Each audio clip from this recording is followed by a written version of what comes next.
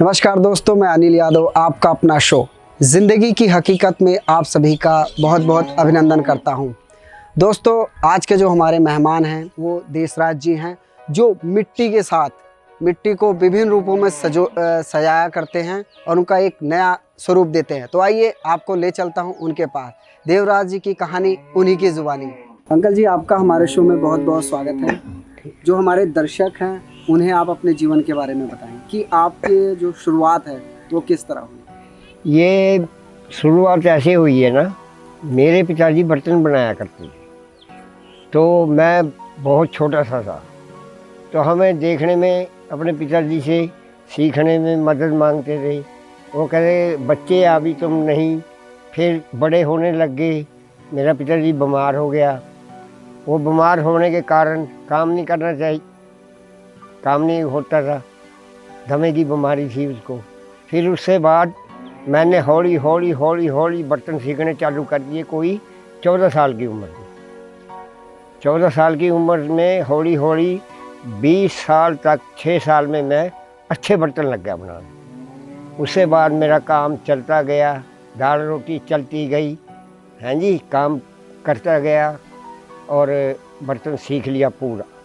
तो मतलब ये आप बेसिकली आप अम्बाला से ही बिलोंग करते हैं? हाँ, मैं अम्बाला शहर में मकान था मेरा, वहाँ जगह की दिक्कत करके फिर मैं बाहर आ गया, यहाँ पे शिव कॉलोनी में। तो ये जो बर्तन आप बनाते हैं, हाँ जी। सिर्फ ये कौन कौन से बर्तन आप अपने हाथ से कला दिखाते हो लोगों को? हर बर्तन जानता हूँ मैं बनाना। देखो, गमला कोई से साइज भी हो वो भी जानता हूँ, घड़े और दिवाली के भी दीवे, कुज्जी, झकरा झकरी, करवा चौथ, हर एक आइटम मैं जानता हूँ।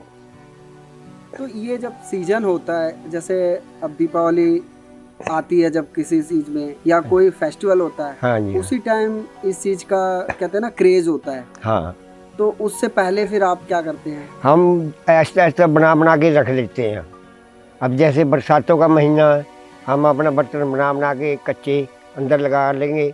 पकने का कोई टाइम नहीं है, जब धूप निकलेगी ऐसा ऐसा हम दिवाली के हिसाब से महीना पहला पकाने चालू कर देंगे उसको। तो ये आप सिर्फ लोकल उसमें ही आना जाना, या आप घर पे ही बनाते हैं या बाहर भी कहीं? ये वो जो माल बनाता हूँ ना मैं, उसको बाहर सप्लाई होता है मेरा। राजपुरा, नारायणगढ़, सजादपुर, लालड़ू और कैंट और कुछ शहर में। अच्छा, तो ये जो आप कारीगरी जो करते हैं आप सिर्फ यही बनाते हैं या कुछ मूर्तियां भी हैं? मूर्तियाँ बनाता हूँ, जैसे गणेश वगैरह हो गया, लक्ष्मी गणेश, और मतलब जैसे शिव पार्वती, जो भी मूर्ति कोई ऑर्डर दीजिएगा वो उसको तैयार करके दे।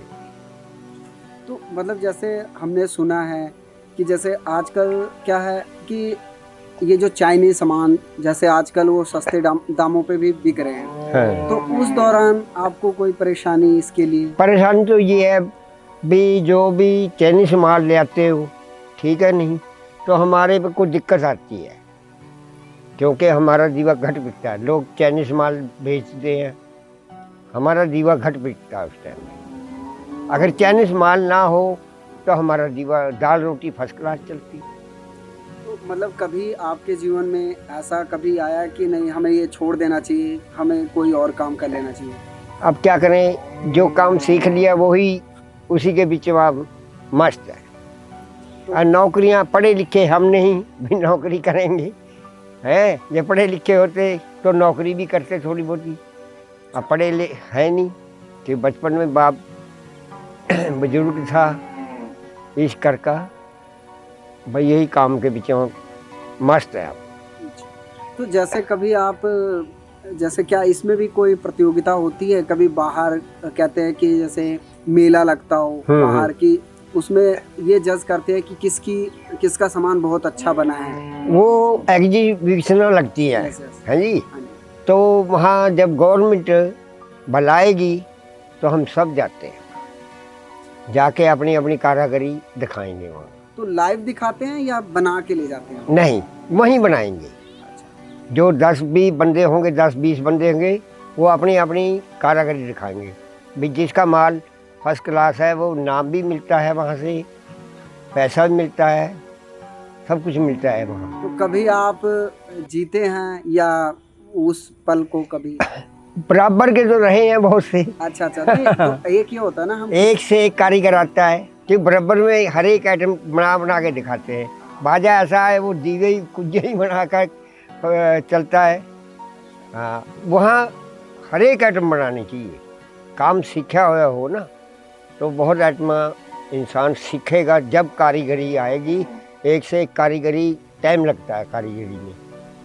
तो आगे आगे जिस तरह हम बढ़ेंगे, हर एक चीज़ देखेंगे भी ये ऐसी चीज़ ऐसी बनानी है हमने, तो उसके दिमाग को में लाओ और फिर देखो भी हाँ हमारा दिमाग क्या काम करता है। जब आप इस लाइन में आए उस टाइम तो काफ़ी अच्छा रिस्पॉन्स रहा इन चीज़ों का, लेकिन आज के टाइम हम जिस तरह आगे जा रहे हैं इसकी जो डिमांड है बहुत घटती जा रही है। इसके लिए आप किसको जिम्मेदार ज़्यादा समझते हैं? ये जो बाहर का माल आ रहा, जिम्मेवार तो वो है।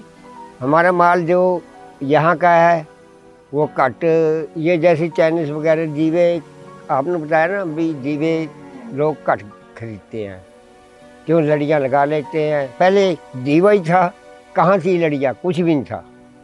दीवा बनया है जो दिवाली के लिए बनया है, तो श्री भगवान ने भी यही जब आए रात तिलक में तो दीवा ही जलता था। कहाँ थी लड़ियाँ, कुछ भी नहीं था। तो जैसे अभी क्या है, आपके बाद आपके जो पुत्र हैं हाँ। वो आगे इस चीज़ को देखेंगे, तो कब आपने उनको कभी कहा कि तुम्हें ये चीज़ नहीं सीखनी चाहिए, तुम्हें कुछ और करना नहीं, चाहिए? हम तो कहा सीखो, इस चीज़ को सीखो, पर ये नहीं सीखेंगे तो घोड़ के तो बुला नहीं सकते हम। ये चीज़ सीखने लायक है। मिट्टी की आजकल लड़कियां स्कूलों में भी सीखती हैं। मैं स्कूलों में भी जाता हूँ चाक लेके, बच्चे सीखने के लिए। देख लो, उनके अंदर भी दिलचस्पी है भी हम मिट्टी का काम सीखें। तो आपके जीवन में कुछ ऐसी घटना घटी हो जो आप हमारे दर्शक को शेयर करना चाहते हैं? कुछ क्या होता है आजकल के जो युवा हैं, जैसे हम एज वाले बोल सकते हैं, हाँ। वो देखते हैं कि कुछ अगर उनको हार प्राप्त मिल जाती है या हार मान लेते हैं बड़ी जल्दी, वो अपने आप को ख़त्म करने को कह देते हैं कि नहीं अब तो मैं हार गया हूँ। तो कुछ उनको ऐसे संदेश दें कि वो अपनी ज़िंदगी में आगे बढ़ते रहें। मेरी बात सुनो ना, हार तो इंसान को माननी नहीं चाहिए। जहाँ तक है कोशिश करो, सीखने की कोशिश करो। हार का तो फिर दिल तो तोड़ने वाली बात है, फिर तो कामयाब नहीं होएगा। जो हार मानेगा वो कामयाब नहीं होएगा। भाई अपना मन लगा के सीखो। जो हमारे दर्शक हैं उनको आप अपने बारे में, आपका जो बेस्ट एक्सपीरियंस रहा है, आप हमारे दर्शक को एक बार लास्ट में आप बताएं। देखो जी, ये है अभी देखो मैं तो काम करका, बच्चे भी पढ़ाई न पढ़ाए क्या, बस मेहनत करवाई है, उनका सब कुछ बना दिया थोड़ा बहुत जितना मेरे पास बने हैं जी। उनके लिए बैठने की जगह भी, अब भी मेरी उम्र 70 साल की है, अब भी मैं काम से डरता ही नहीं हूँ, काम करता ही हूँ। सवेरे उठ जाता हूँ, 6 बजे लग जाता हूँ, जितना मेरे पास होता है करता हूँ। आगे को बच्चों को भी यही कह रहा, बेटा सीख लो ये काम, क्योंकि तुम्हारे पास काम आएगा। तुम्हारी नौकरी नहीं है, कुछ नहीं है। अब जो रेड़े के काम थे वो भी ख़त्म हो गए। भाई तुम अपनी दाल रोटी तो कम से कम चलेगी, ये सीखोगे तो चलेगी। मेहनत करोगे कुछ ना कुछ बनेगा। ये अच्छा, कभी मैं ये क्वेश्चन आपसे करना चाहता हूँ कि कोई ऐसी कहानी जुड़ी हो जहाँ आप कहते हैं कि एक हम पहले 100 रुपये कमा रहे थे, अचानक वो 2 रुपये पे आ गए, तो उस टाइम कभी ऐसा हुआ हो आपके जीवन में? वो कहानी आप हमारे दर्शक को सुनाएं। देखो भाई, बाकी जब घड़ा ज़्यादा 3 आने का, 2 आने का, 6 आने का है, फिर 8 आने का होया, फिर 1 रुपये का होया। अब घड़ा 30-40 रुपये का बिकता है, क्योंकि इसमें नुकसान ना हो ना। आग में नुकसान भी होता है, मिट्टी भी मोल की है। जब नुकसान ना हो तो हमारे पल्ले पड़ जाता कुछ। बाजी भट्टी ऐसी होती है, पास से भी लेके डूबती है जी। कभी ऐसा हुआ हो आपके जीवन में कभी आप कोई काम ऑर्डर लेकर आए हों और कहते हैं जैसे आप हमें अभी बताया कि वो पल्ले से भरना पड़ा, तो उस ऐसा कभी कुछ हुआ आपके साथ? नहीं, ऐसा नहीं। ऑर्डर हमारे पास जो आएंगे ना, उनको हम इतना ही ऑर्डर मतलब आते हैं भी, जो अच्छा बर्तन बनाएगा उसके पास ऑर्डर की कमी नहीं होगी, काम की कमी नहीं होगी। काम करोगे तो ऑर्डर वाले को दोगे, ना काम करोगे तो फिर क्या दोगे। मैं भी जो काम कर रहा हूँ, एक उस महाराज की मर्जी है, ऊपर वाले की। मैं अपने से जोड़ ला के अच्छा बर्तन बनाता हूँ, ये घमंड नहीं करता। मेरे से भी ऊपर है बैठे हैं बहुत, एक से एक कारीगर बैठा हैगा, पर मैं अपने से जोड़ ला के अच्छा बर्तन बनाता हूँ। मेरा बर्तन जो है मार्केट में फर्स्ट क्लास बिकता है।